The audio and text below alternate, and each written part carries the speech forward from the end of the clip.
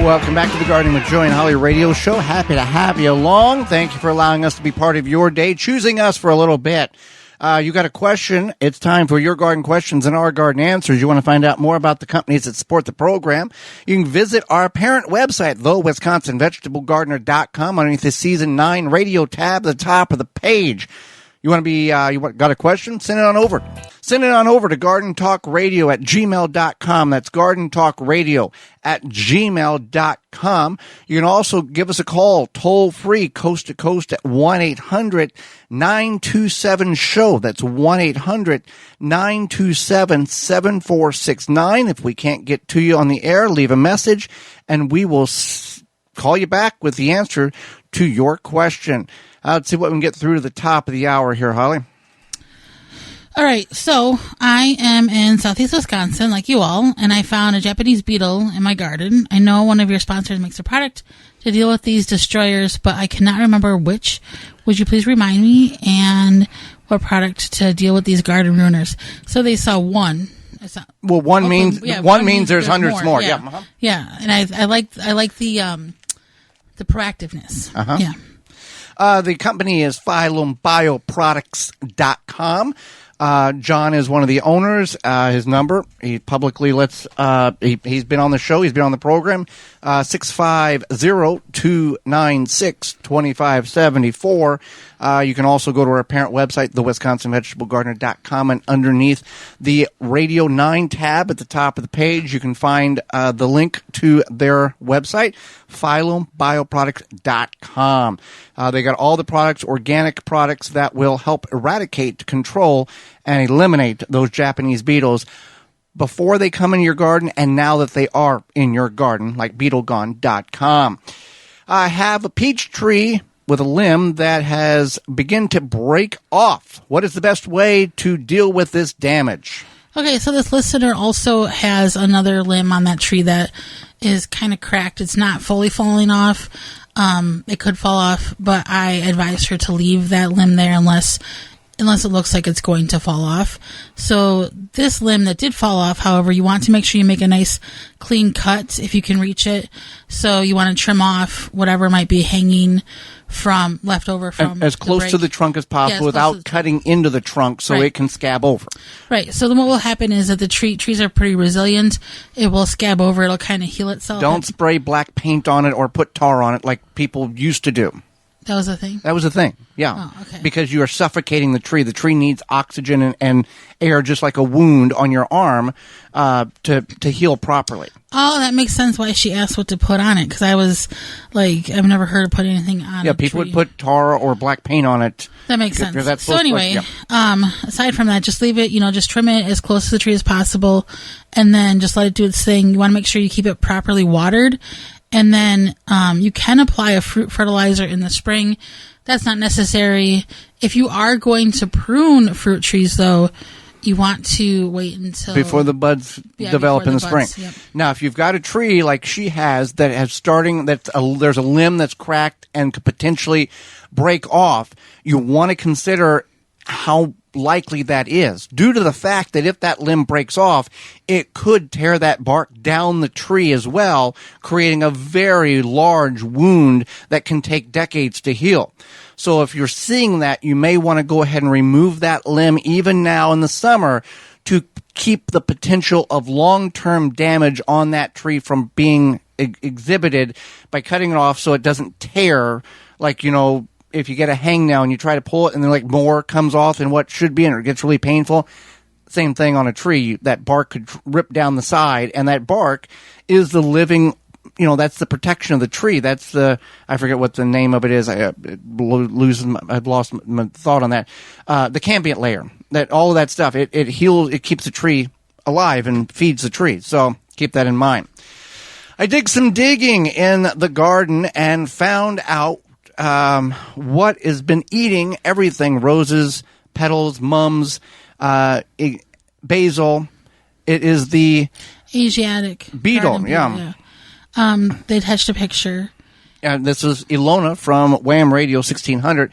She's wanting to know what is the best way of organically removing this from the vegetable garden, which she does organically. If they're in the flower bed, it doesn't have to be organic, but any ideals on what can be done. Now, basically, this beetle, there's really not a, here's what you need to buy in order to eradicate it. That kind of doesn't really exist. However, they're going to eat the leaves and flowers of over 100 different plants. The adult beetles primarily feed foliage and blossoms at night. They're a nighttime feeder. So there is a way of kind of trapping some of them. You do a small basin of water, and you hang a light bulb above it at night, and they will come and dive in the water and drown. So that's kind of one way of going about doing it. There's milky spore treatment. The parasitic wasp will prey on the grubs. That's a beneficial deal. You can do beneficial nematodes, hand picking these things, but a light trap is a good thing. You want to put it kind of away from where the plants are being devoured at. It's not 100%. It's not 100%. No. So there is some different things in which you can do. However, there's not the best, there's not a super great, wonderful answer to do that. The beetle adult is known to be resistant to insecticides, and active ingredients that kind of help control it includes different type of organic chemicals, though they're not 100% exact to do it. So it's kind of one of these things. There's not a good answer, but you need to be aware of it. Right. You can do the light trap, catch many of the beetles. Otherwise, you have to be that would be chewing on your plants or hand pick them off. It's a frustrating. It's annoying, irritating. Sorry, Lona. Wish we could help you more with that, but that's about the best answer that there is in regards to that particular problem. We thank you for sending that question in. Let's see here. I typically don't heavily prune my tomatoes, but this year, the way they're going crazy. Tons of branches and not many flowers. I pruned about a week ago and used some bone meal today, hoping to allow the rain to pound it in. Top dressing around the base of the plant.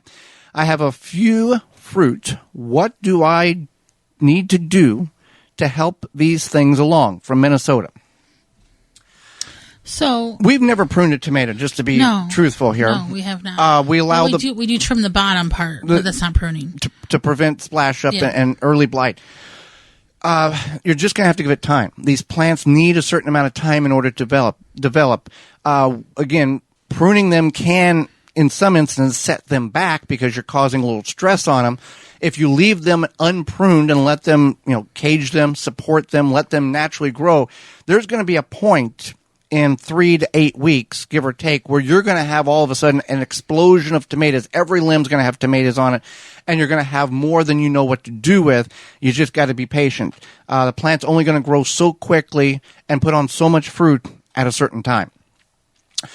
Fairly new to growing Brussels sprouts, our plants appear to have no sprouts on them at this point. Second year in a row. Any ideals?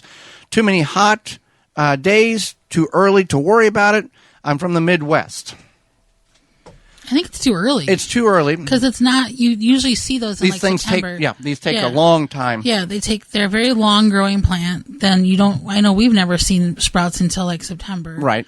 So it does just take time. If you're not patient, maybe don't garden.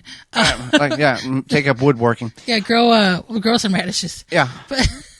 But when we appreciate these questions with you, for sure, but some of the stuff, for example, Brussels sprouts was 120 days. 120 days, yeah. 120 to 150 days based on the variety. When you begin to see the sprouts in the crook of the stalk and the limb, go ahead and take the top 6 inches of the plant off. Yes, go down with a pair of scissors or snips and cut that growth tip off. What that is going to do is encourage the plant to begin to develop those sprouts rather than continue to focus on vertical growth, because it will grow another foot before the season's over, and those sprouts are going to be very tiny. By cutting that growth tip off, it's going to encourage the acceleration of those sprouts and get them larger than what you normally would expect them to. So just like garlic hardneck, when you cut the scape off to help develop the bulb, make it larger, same thing with the Brussels sprouts.